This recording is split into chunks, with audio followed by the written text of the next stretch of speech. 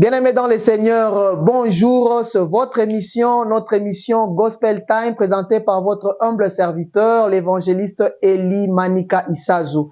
Nous bénissons le Seigneur pour cette journée. Merci aux bien-aimés, les héros dans l'ombre qui nous accompagnent à la technique de BMG. Nous disons que Dieu leur fasse du bien.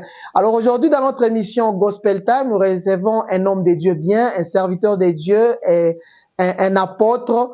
Le pasteur apôtre Gabriel Sanga, à qui nous disons bonjour. Bonjour bien-aimé Eli. Comment vous allez, apôtre? Dieu fait grâce et vous-même. Oui, Dieu fait grâce. Nous vous remercions. Heureux de vous recevoir dans notre émission Gospel Time pour la toute première fois. Le plaisir est partagé. Merci beaucoup. Apôtre, ça fait déjà combien de temps que vous êtes dans le ministère, que vous êtes dans les choses de Dieu? Ça fait déjà combien de temps que vous servez le Seigneur? Jour pour jour, ça fait pratiquement 22 ans que je suis enrôlé dans les choses du Seigneur. Mais néanmoins, pour être beaucoup plus précise, je suis pasteur, responsable d'une église il y a 18 ans déjà. Il y a 18 ans que vous êtes pasteur. Exactement. Au gloire au Seigneur. C'est quelle église comme ça? Je dirige la grande communauté La Grâce. Ok. La communauté La Grâce dont le siège principal se trouve dans la commune de La Rouachi, simplement derrière les grands supermarchés Hyper Psaro. Merci beaucoup. Alors, apôtre, l'église La Grâce, c'est un ministère, ça fait partie d'une communauté ou ça fait partie des églises indépendantes? En fait, l'église La Grâce n'est pas un ministère, c'est une église en termes d'une communauté dont je suis le numéro 1, le représentant légal, où nous sommes en train de concentrer toutes nos forces afin de pouvoir extendre cette large vision que le Seigneur nous a conférée il y a très belle lurette. Là, nous avons déjà des structures qui est assise et une autre structure qui est en plein chantier du côté Kinshasa. Donc, bref, c'est une communauté. Amen. Alors, bien-aimés dans le Seigneur, je rappelle que nous recevons l'homme de Dieu, l'apôtre Gabriel Sanga, de l'église La Grâce qui se trouve dans la commune Rouachi à Lubumbashi. C'est notre invité aujourd'hui dans notre émission Gospel Time. Nous continuons bien sûr avec cette émission. Donc, alors, apôtre, si je vois bien, vous venez de dire que ça fait 18 ans que vous servez le Seigneur, 18 ans que vous êtes dans les choses de Dieu. Et nous notons en vous le maintien dans l'onction.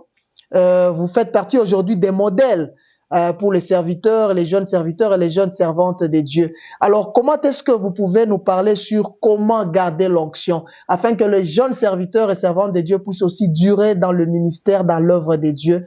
Quel est le secret? Qu'est-ce qu'il faut pour garder la grâce de Dieu, garder l'onction de Dieu?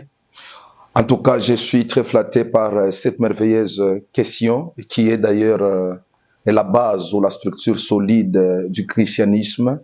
Vous savez, Dieu ne peut pas accorder à quelqu'un l'onction hasardeusement. L'onction a toujours une mission très précise. En fait, l'onction elle-même, quand nous parlons de l'onction, nous voyons une capacité surnaturelle que Dieu confère à une personne pour accomplir une mission bien déterminée. En fait, l'onction ne descend jamais sans objectif, sans but précis. Et en fait, on reçoit l'onction par le Saint-Esprit afin d'honorer le royaume de Dieu dans un domaine donné quelconque. Amen. Mais en fait, la réceptivité de l'onction est facile, mais le maintien de l'onction demande beaucoup d'exercice.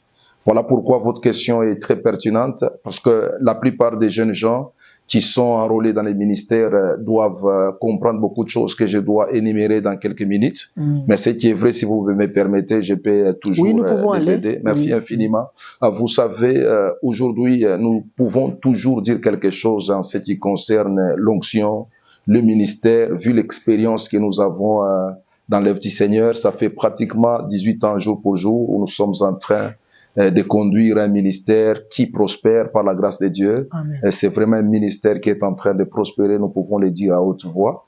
Et c'est comme cela que nous pouvons dire quelque chose par rapport à l'onction, parce que nous avons vécu la main du Seigneur en train de nous solidifier, nous cimenter dans son œuvre. En fait, quand Dieu nous communique l'onction, c'est pas pour nous, c'est pour lui. À chaque fois que Dieu communique dans un serviteur quelque chose, c'est pas pour qu'il utilise la chose là à ses propres fins, mais c'est pour que le royaume de Dieu en profite. Dieu, c'est un très grand capitaliste. Il ne peut pas investir quelque chose en vous sans attendre de vous en retour quelque chose. En fait, la question qui m'a été posée est très pertinente. Comment maintenir l'onction? Il y a des choses qui entrent en jeu, qui feront à ce que l'homme qui me suit, le jeune homme qui est en train de suivre cette émission, parvienne au maintien de son onction. La première chose, c'est que si vous voulez maintenir l'onction, vous ne devez pas renverser les priorités. Les priorités, au fait, mon frère Eli, les priorités veulent tout simplement dire les choses qui ont fait de vous ce que vous êtes devenu. Vous savez, il y a des fois, lorsque Dieu investit en nous l'onction, c'est par la prière, la crainte de Dieu, les sacrifices, le jeûne, la méditation, la parole de Dieu qui ont fait à ce que nous puissions devenir ce que nous sommes devenus. Alors, à chaque fois que l'homme commence à monter, il a tendance à oublier d'exercer les mêmes choses qu'il faisait auparavant. Pourquoi? Parce qu'il est sollicité de gauche, il est sollicité à droite, et puis finalement, on l'applaudit tous les jours. J'ai toujours prodigué les conseils aux gens, la foule peut te rendre fou. À chaque fois que tu montes en dimension, en puissance, il faut apprendre toujours à un certain moment, que tu te retires un peu et que tu te restaures, que tu te déverses encore spirituellement davantage afin de pouvoir se maintenir dans l'onction. La plupart des jeunes gens aujourd'hui ne savent pas se maintenir dans l'onction parce que plus la gloire est forte, et les sacrifices commencent à s'amoindrir, à s'affaiblir, ils ne sont plus à vouer à l'œuvre de Dieu comme il le faisait, ils ne sont plus zélés aux choses de Dieu comme il le faisait, donc vous vous rendez compte qu'ils sont perturbés par rapport à la gloire et toutes ces choses-là. C'est comme cela que j'ai toujours prodigué les conseils aux jeunes gens, tout ce que nous recevons de Dieu se maintient en Dieu, tout ce que nous recevons dans la prière se maintient dans la prière, tout ce que nous recevons dans la présence de Dieu se maintient dans la présence de Dieu. Et la Bible dit, lorsque tu mangeras, tu te rassasieras, n'oublie jamais ton Dieu, qui t'a fait sortir du pays d'Égypte et dans la maison de servitude. L'onction amène la popularité, l'onction amène la renommée, l'onction amène la célébrité. Et plus nous montons, nous ne devons pas oublier les choses qu'on faisait, qui ont fait de nous ce que nous sommes devenus. C'est comme cela que les jeunes gens qui nous suivent, les enfants de Dieu qui nous suivent, n'oubliez pas vos faibles commencements, n'oubliez pas vos sacrifices, vos vies de retraite que vous meniez autrefois, qui ont fait de vous ce que vous êtes devenus, afin de pouvoir vous stabiliser dans l'onction. Ça, c'est la première chose qui fait à ce que l'homme se maintienne dans l'onction. Numéro 2, lorsque vous voulez vous maintenir dans l'onction, vous devez éviter l'orgueil. Vous savez, les livres disent, l'orgueil précède la chute, mais l'humilité précède la gloire. Amen. En fait, la plupart des gens, plus il commence à monter, il ne sait plus écouter qui que ce soit, il devient indépendant, il n'a plus de père spirituel, il n'a plus de pasteur local, et puis finalement, il répond à toute invitation sans côtoyer qui que ce soit. Donc, il est devenu indépendant au nom de l'orgueil. Au fait, lorsqu'on monte dans la gloire, il faut faire très attention. Lorsqu'on monte dans l'onction, on est stable dans les choses de Dieu. Dieu nous présente dans les nations. On doit faire très attention avec cette mauvaise sémence que nous appelons l'orgueil. Parce que le livre dit, Dieu résiste aux orgueilleux, mais il accorde sa faveur aux plus humbles. Mais l'original dit, Dieu met les bâtons dans les roues des orgueilleux, mais il fait grâce aux humbles. C'est comme cela que j'ai toujours dit aux jeunes gens, plus Dieu commence à t'élever, à te stabiliser dans le ministère, plus tu dois toujours être à côté d'un père spirituel afin de pouvoir rester la même personne. Vous savez, les dangers avec l'orgueil, tout le monde saura que vous êtes orgueilleux sauf vous-même. C'est comme ça qu'il faut éviter cette dangereuse sémence que nous appelons l'orgueil. La plupart des jeunes gens qui devraient aller plus loin, par orgueil, ils ont fait naufrage par rapport à la montée, par rapport à la foi. Vous savez, j'ai toujours dit que la richesse peut te faire un mal que la pauvreté ne t'avait jamais fait. À chaque fois que Dieu commence à te donner des miettes et tout ça, si tu n'es pas souple, tu peux glisser et puis ta chute sera catastrophique. C'est comme cela que j'ai toujours dit, vous savez, les rois Saül, selon le plan de Dieu, Dieu devrait affermir son trône, mais son comportement a laissé à désirer Dieu. Il est obligé de penser au plan B. Et ce qui m'a beaucoup intéressé personnellement, c'est que quand le prophète Samuel était venu auprès de lui, il lui dit, mais bon, l'Éternel voulait affermir ton trône, mais il le donne à une autre personne. Pourquoi? Parce que lui aussi, à cause de l'onction royale qui était sur sa tête, il est allé toucher là où il ne fallait pas toucher. Vous savez, à chaque fois que Dieu commence à élever quelqu'un, il y a des zones interdites où vous n'allez pas toucher. Mais l'orgueil te poussera à toucher là où il ne faut pas toucher, afin de pouvoir t'enterrer vivant.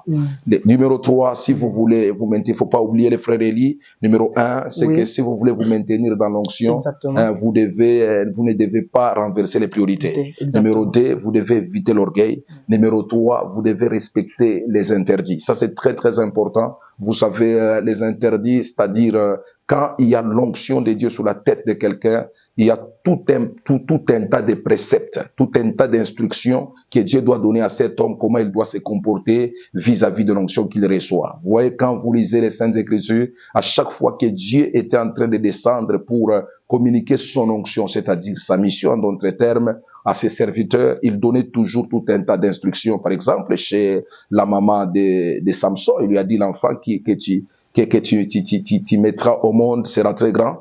C'est donc l'onction qui descendra sur sa tête, c'est pour y libérer les Philistins, quoi ça, Israël de la captivité philistine. Mais c'est ce qui n'a pas été fait parce que on a dit à la maman, le rasoir ne passera pas sur la tête de cet enfant. Donc, quand il y a onction, il y a des interdits. On fait une petite parenthèse pour aller plus loin. Le monde spirituel est régi par des choses. Numéro 1, le principe, et numéro 2, les interdits. On ne peut pas parler du monde spirituel sans faire allusion au principe et sans faire allusion aux interdits. Et on ne peut pas se maintenir dans l'onction si on veut vivre comme tout le monde. Oh mon Dieu. Vous savez, lorsque Dieu place la chose précieuse dans ta vie, il devient plus sévère et rigoureux envers toi. Parce qu'il a besoin que cette chose se maintienne en toi. C'est comme ça que la vie de discipline est très, très importante. Un homme m'a laissé entendre que la discipline, c'est l'âme d'une armée. Et moi, je peux ajouter qu'une vie sans discipline, c'est une vie vouée à l'échec. Celui qui a l'onction sur sa tête, il doit développer une vie de discipline intense. Et puis, si je peux peut-être ajouter les 4 éléments et m'arrêter là, et c'est très, très important, les 4 éléments. Si vous voulez vraiment vous maintenir dans l'onction, vous devez avoir quelqu'un auprès de qui vous vous soumettez. Vous donnez rapport. Vous voyez, si vous n'avez que Dieu au-dessus de vous, aussi, je me répète, si vous n'avez que Dieu au-dessus de vous, vous finirez que par le mettre en dessous de vous. Parce que dans la vie, il faut toujours, en dehors de Dieu, avoir quelqu'un qui doit vous coacher. Quelqu'un qui doit vous orienter spirituellement. Vous savez, les gens qui se sont maintenus dans l'onction ont appris à monter avec leurs oreilles. Il ne faut pas monter, laisser les oreilles au bas de l'échelle. Vous savez, la douleur de perdre dépasse de loin de celle de ne rien avoir. Mieux vaut ne pas voir qu'avoir et perdre. Et ça, c'est comme ça que les gens vont aller toucher à l'occultisme, à la sorcellerie, juste pour garder le confort. C'est comme ça que si Dieu vous donne quelque chose, soyez à côté des grandes personnes qu'on appelle des personnes sages de père, qui doivent commencer à vous orienter pour garder ce que Dieu a mis de précieux en vous. Bref, c'est ce qu'on peut dire. Oh, apôtre, que Dieu vous bénisse. Je suis vraiment béni avec tout ce que les apôtres sont en train de parler ce matin sur comment garder la grâce, comment garder l'onction de Dieu. Oh, apôtre, que Dieu vous bénisse richement. Amen. Alors, apôtre, vous avez écrit un livre intitulé Père et Fils, je crois. Exactement. Ça fait déjà combien d'années? Non, ça c'est, je pense que si j'ai une très bonne mémoire, c'est la 2e année. Ça fait déjà 2 ans la sortie du livre Père et Fils. Père et Fils. Alors, j'avais exactement une question sur ces livres-là. Avec ce qui se passe aujourd'hui, il y a vraiment de la confusion. Qui est père, qui est fils, qui est mentor? Tout le monde aujourd'hui veut se faire appeler père spirituel. Tout le monde aujourd'hui veut se faire appeler mentor. Quelle différence exactement il y a entre un père spirituel et un mentor? Quand est-ce qu'on est père spirituel? Quand est-ce qu'on peut dire qu'on est mentor? Et qui est fils? Parce qu'il y a certains qui s'appellent aujourd'hui même patriarches. On ne sait pas quand est-ce qu'ils ont été pères. Est-ce que vous pouvez un peu nous donner l'éclaircissement sur ces concepts? En fait, c'est vraiment comme un cri d'alarme. Vous savez, à chaque fois que vous parlez des relations père et fils, c'est comme un poisson que vous remettez dans l'eau qui est en train d'asphyxier, en train de mourir. C'est ça même ma mission. C'est ça même la vision que le Seigneur m'a donnée, vu les comportements macabres, déplorables, néfastes que nous sommes en train de lire, surtout ici au Congo. particulièrement, mais en général dans des églises francophones, où la notion de la paternité est vraiment écrasée au pied. C'est ce qui fait qu'il y a une décadence par rapport au développement ecclésiastique. Et on a eu à faire des études très avancées et on a compris que c'est la filiation entre père et fils qui n'est pas beaucoup respectée comparativement à nos frères anglophones. Les églises qui sont à caractère anglophone sont des gens qui ont compris la notion de la paternité et vous voyez les fils faire mieux que leur père. Pourquoi? Parce que la filiation est vraiment solide, peu importe la gloire, la célébrité, les dons, les charismes que les fils pourront avoir, ils restent à côté de leur père solide. En fait, je dois répondre à votre question qui est vraiment très pertinente. Merci. En fait, le père en hébreu veut dire Abba et Abba veut dire une source. Vous voyez, une source veut dire quoi ça? Nos racines, là où nous avons tiré ce que nous sommes devenus. Un père n'est pas quelqu'un que vous pouvez ramasser en cours de route et puis finalement vous le faites appeler père. Non, non, le père c'est la source, c'est lui qui vous a engendré, encadré et qui fait le suivi de votre marche chrétienne. C'est ce qu'on appelle père. Vous avez compris ça? Mais maintenant, vous savez, il y a un piège aujourd'hui que je suis en train d'analyser personnellement parce que même nos enfants spirituels, je peux le dire de la sorte, ne comprennent pas le rôle d'un père. Un père, c'est une source. Il peut ne pas avoir tous les équipements que vous avez besoin pour devenir quelqu'un dans la vie. Par exemple, dans un domaine quelconque, je vais m'illustrer. Vous êtes prophète et votre père spirituel n'est pas prophète. Ce n'est pas dire que vous devez aller vous chercher un autre père spirituel pour dire que comme je suis prophète, je dois aller me connecter à tel, il est prophète, il doit devenir mon père spirituel. Il faut faire attention, on ne choisit pas les pères. Vous savez, Dieu, il est père. Il a constitué son extension paternelle en octroyant les mandats de père au père biologique, au père spirituel. Je peux me résumer en disant que le père biologique et le père spirituel constituent l'extension du père éternel sur terre. C'est pourquoi quand on dit enfant, obéissez à vos parents, ce n'est pas une blague. C'est-à-dire, on ne se choisit pas un père spirituel, on ne se choisit pas un père biologique, c'est Dieu qui nous l'impose. Vous avez compris? Donc j'ai toujours dit à mes amis à l'église, bon, il y a beaucoup d'églises ici à Lubumbashi, posez-vous toujours la question, pourquoi vous vous retrouvez ici? Donc Dieu n'est pas un enfant de course, donc c'est Dieu qui a planifié que vous soyez ici, afin que vous receviez la nourriture solide pour la prolongation, la propagande de votre ministère sur terre. Mais maintenant, il y a un problème entre les mentoring. Vous voyez, il y a le mentoring et le coaching. En fait, lorsque vous êtes, par exemple, prophète, et que votre père spirituel, c'est un pasteur assidus, et que vous voulez être à côté d'un prophète majeur qui doit en principe vous endoctriner ou vous enrôler afin d'être efficace dans votre ministère, vous devez recevoir la bénédiction de votre père qui doit entrer en contact avec ces prophètes, n'est-ce pas ça, qui doit vous occuper en ce qui concerne les prophétiques, mais tout en gardant vos liens avec votre père spirituel. Là, vous parlez déjà de mentoring. Là, je parle de mentoring. Exactement. En fait, la différence entre père spirituel et mentor, un père spirituel peut ne pas avoir le même ministère qu'un fils.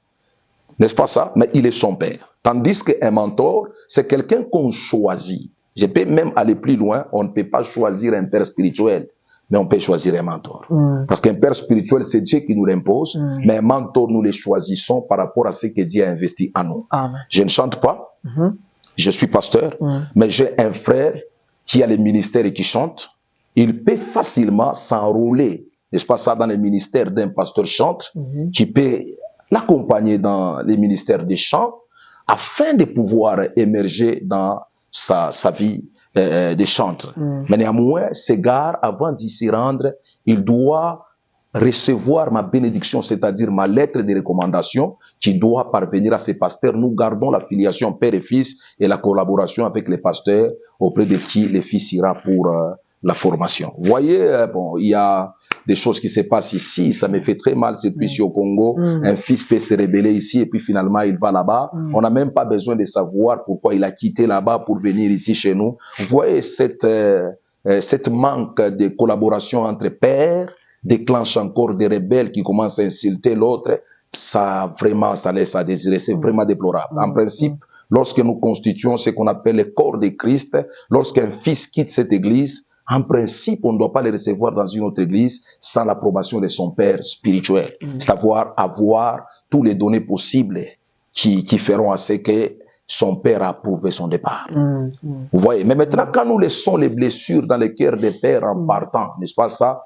pour aller dans d'autres églises, et puis là où nous allons, nous travaillons pour que ceux qui sont restés voient comment Dieu va nous visiter, et le cœur des pères blessés qui a investi en vous, qui a fait de vous ce que vous êtes dans les ministères, je ne pense pas que Dieu peut vous amener plus loin que possible. C'est ce qui fait que nos églises stagnantes, il y a une stagnation, une station terrible et criante, surtout ici au Congo, parce que la notion de père et fils n'est pas respectée. Et puis vous allez vous rendre compte que la plupart des fils se déconnectent de leur père en les blessant. Il faut jamais créer les deuils dans le cœur de celui qui t'a présenté. Quand il y a conflit entre père et fils, Dieu, en tant que père, ne peut pas aller du côté des fils. Il doit parler avec ses amis pères. Tandis qu'un mentor, il y a une différence entre un coach et un mentor. Parce qu'un coach, c'est quelqu'un qui vous aide à pouvoir devenir performant dans un domaine donné de votre vie, mais il n'a aucun contrôle ou une main mise sur votre vie comportementale ou sociale. Donc il est là, il vous entraîne, et puis finalement, il n'a pas besoin de savoir, vous avez des copines, vous fumez, vous prenez de l'alcool, ça ne l'intéresse pas. Lui, son problème, c'est que vous lui donnez un bon résultat sur le terrain. Ça, c'est un coach. Tandis qu'un mentor, il vous forme, n'est-ce pas ça, il vous encadre, mais il a une main mise sur votre comportement. Il peut tourner sur vous, si votre moralité laisse à désirer. Vous voyez, donc il y a une différence entre le coaching et le mentoring.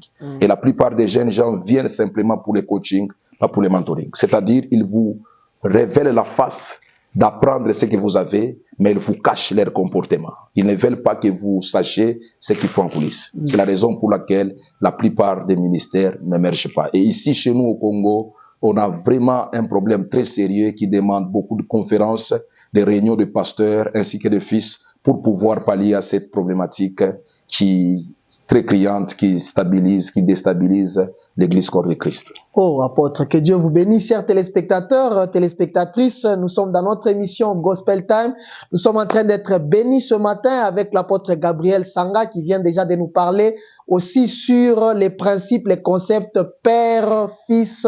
Qui est père spirituel, qui est mentor et qui peut être votre coach. Ce sont des notions très importantes à comprendre afin que nous puissions aller loin dans notre ministère. Alors, apôtre, nous revenons encore à vous. J'ai encore une petite question sur les dons spirituels et les ministères.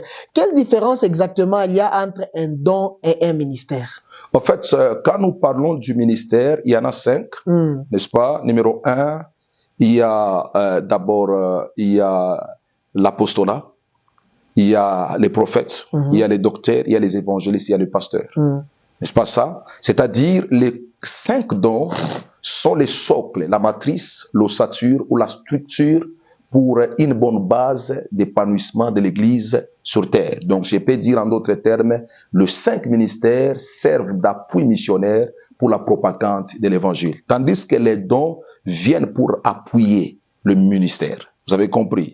C'est-à-dire, quand Dieu donne le ministère, on les alimente par les dons. C'est-à-dire, quelqu'un peut avoir les dons, mais c'est pour constituer l'appui au ministère afin que l'œuvre missionnaire touche les plus larges possibles de la population.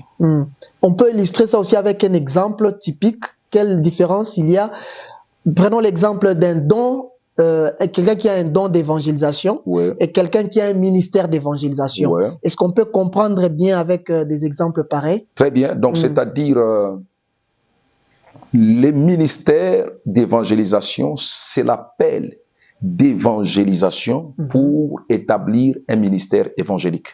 Tandis que les dons évangéliques, c'est un don pour donner l'appui ou les coups au ministère évangélique. C'est-à-dire qu'en d'auteur, je peux être pasteur, j'ai le ministère pastoral, mais tout autour de moi, Dieu communique les dons évangéliques aux gens qui sont tout autour de moi, qui ne sont pas appelés au ministère. N'est-ce pas ça? Mais qui ont des dons qui constituent l'appui au ministère. Mais le plus grand prêche aujourd'hui dans nos églises locales, il suffit d'avoir un don, automatiquement, on veut commencer un ministère.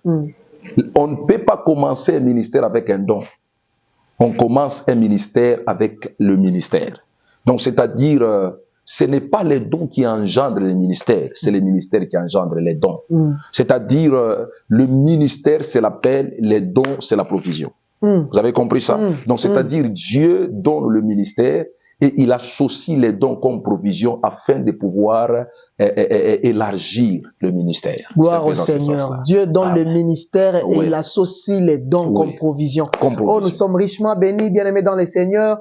Nous sentons vraiment, apôtre, qu'il y a beaucoup de choses à dire, mais le temps nous fait défaut. Alors, peut-être un tout dernier mot à nos chers téléspectateurs et téléspectatrices qui nous suivent.